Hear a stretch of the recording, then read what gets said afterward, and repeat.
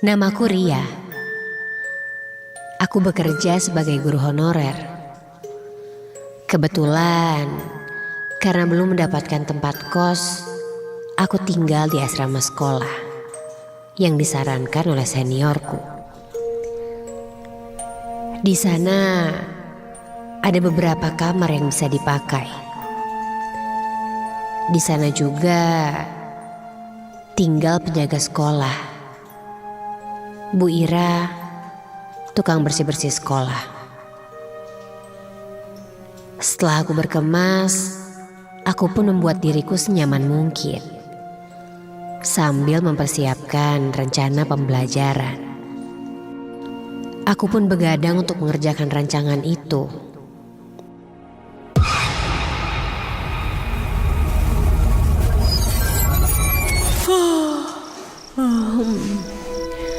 Aku sudah mulai mengantuk. Tapi tanggung, sedikit lagi selesai. Asrama ini katanya sudah lama tidak ditinggali. Dan baru kali ini ada yang mengisi. Padahal menurutku lumayan juga tempatnya. Aku menempati salah satu kamar yang luas dengan kamar mandi di dalam.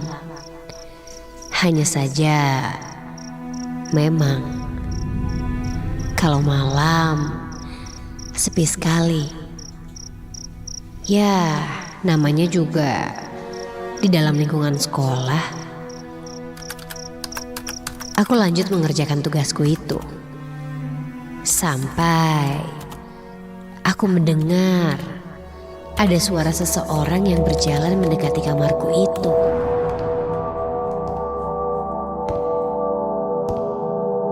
Lalu terdengar suara seorang perempuan batuk. Mungkin itu Bu Ira kali ya, penjaga sekolah di sini. Aku pun menghiraukannya sampai pintu kamarku diketuk. Siapa? Teriakku. Tidak ada jawaban apa-apa. Aku pun beranjak menuju pintu dan membukanya. Dan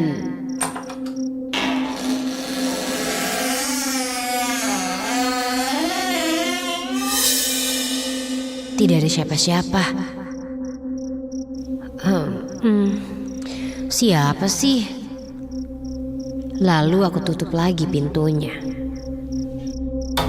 Baru saja aku tutup pintu, tiba-tiba terdengar lagi suara langkah kaki tepat dari arah depan pintu. Dan terdengar menjauh dari kamarku itu.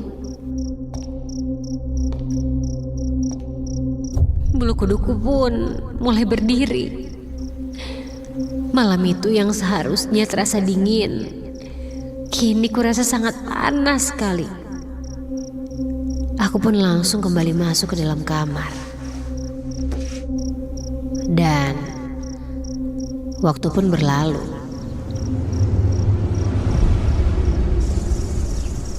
Pada pagi harinya, aku bertemu dengan Bu Ira, penjaga sekolahku itu.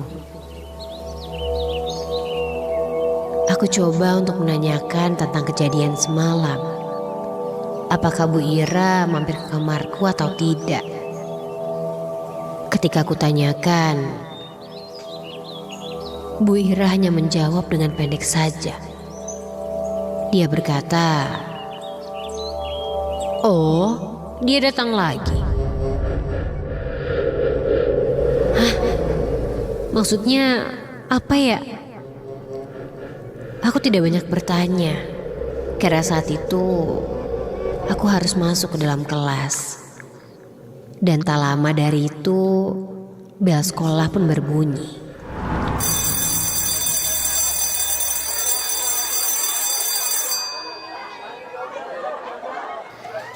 Singkat cerita, hingga malam-malam berikutnya setiap jam 10 lebih, aku kembali mendengar suara orang berjalan.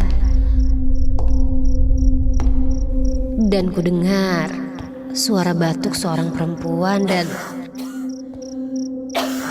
lagi-lagi ketika ku lihat tidak ada siapa-siapa. Sampai pada saat itu ketika ku dengar suara itu lagi, aku langsung membuka pintu kamarku. Dan aku memberanikan diriku untuk berkata,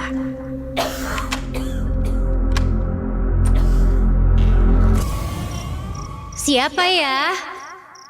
Kok berisik terus sih tiap malam?"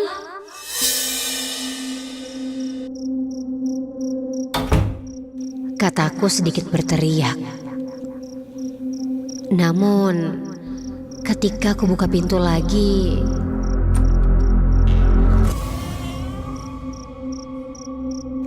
lagi-lagi hanya keheningan malam saja yang menjawabku.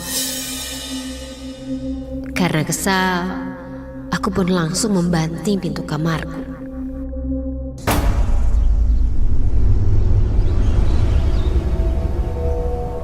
Paginya, aku mulai kesal dengan gangguan itu setiap malam.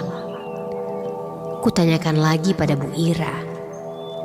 Setengah mendesak, aku terus bertanya siapa perempuan yang sering berisik malam-malam itu. Hingga akhirnya Bu Ira pun menjawab.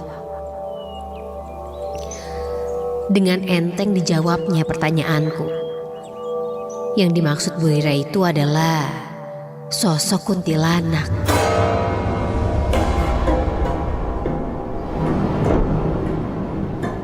Refleks, aku kaget mendengar nama kuntilanak. Dan malam berikutnya, sekitar jam 1 malam, aku terbangun dari tidurku. Karena aku mendengar suara yang sangat berisik. Duh, siapa sih nih ah? Ketika bangun, suasana terasa panas sekali saat itu. Aku pun keluar kamarku dan mencari sumber suara itu. Sepertinya suara itu tidak jauh dari kamarku. Sehingga aku menuju arah suara tersebut. Dan tepat di pojok ruangan lorong kamarku, aku melihat seorang perempuan sedang berdiri. "Bu Ira, ngapain Bu malam-malam di sini?" Aku masih penasaran siapa itu. Aku mendekatinya.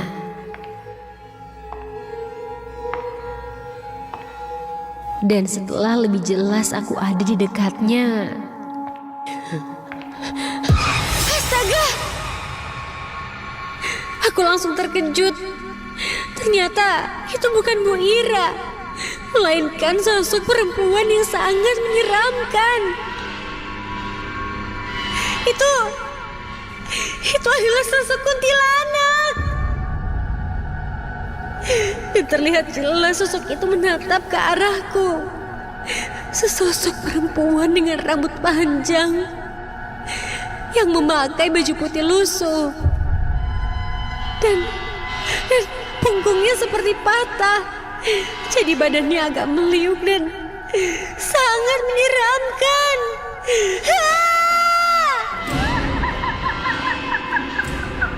Spontan aku berteriak dan lari terbirit-birit masuk kamar. Aku melihat jelas sekali sosok itu. Sangat jelas sekali. Ini mungkin jawaban tentang hantu-hantu yang tiap malam menggangguku di asrama ini.